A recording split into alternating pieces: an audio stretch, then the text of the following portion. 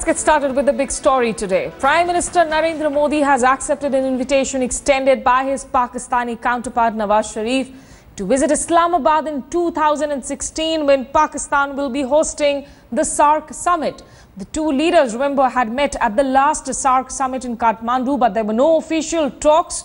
The official talks comes almost after 8 months since New Delhi cancelled off the foreign secretary level talks in August last year. Now, in the delegation talks in Ufa, which lasted for nearly 55 minutes, both sides agreed to expedite the 2611 trials, share information, cooperate on terrorism and discuss all issues. Pakistan has agreed to provide all information to India, including the much needed voice samples that New Delhi has been asking for.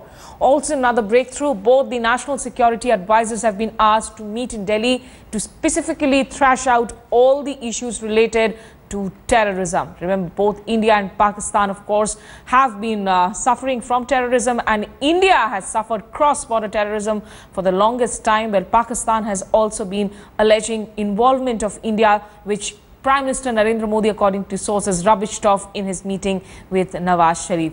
Narendra Modi raised the issue of the bail given to Lashkar commander and 2611 terrorist Zakir Rahman Lakhvi with his counterpart Nawaz Sharif at that meeting in Ufa. The two leaders held an hour-long discussion along the sidelines of the Shanghai Cooperation Organization summit meeting in Russia, where the two countries happen to be observer states, and they are expecting a full membership to be announced for them. This meeting between Modi and Sharif today is 8 months after they last met during the SAARC summit in Kathmandu, and that foreign secretary talks were called off in August, though Nawaz Sharif had travelled to India to attend the swearing-in ceremony of Narendra Modi.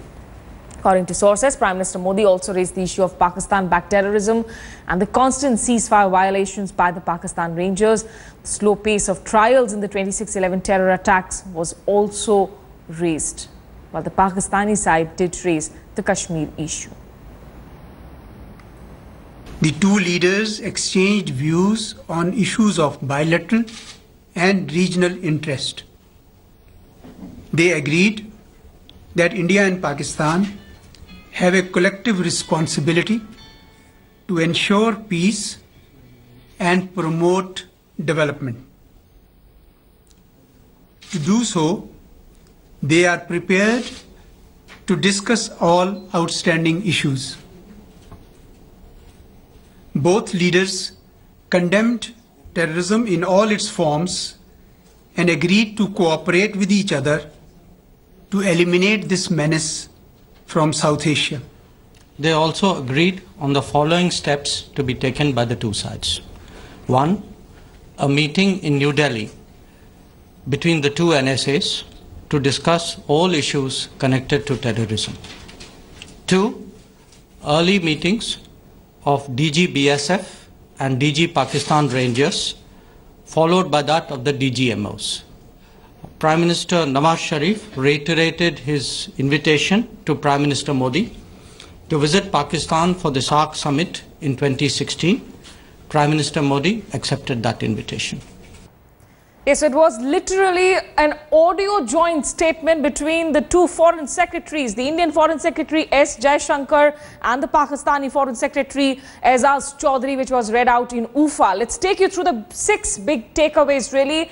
Prime Minister Narendra Modi has accepted that official invitation extended by his counterpart in Pakistan to visit Islamabad in SAARC, in 2016, because Pakistan is hosting that next SAARC summit.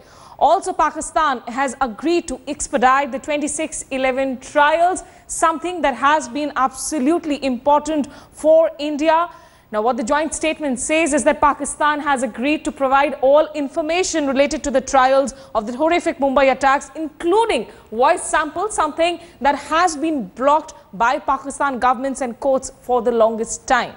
Another big takeaway, both the national security advisors will be meeting in Delhi soon, specifically to discuss terror. So Ajit Doval on the Indian side will be meeting his Pakistani counterpart Sartaj Aziz.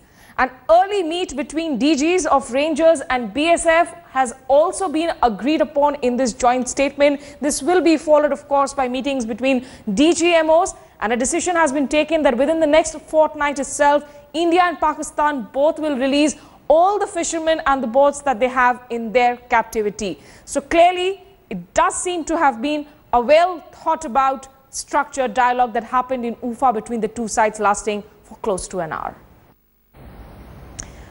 And let's also see how defense analysts and strategic affairs experts are gauging the big New Delhi-Islamabad meet that happened on Russian soil.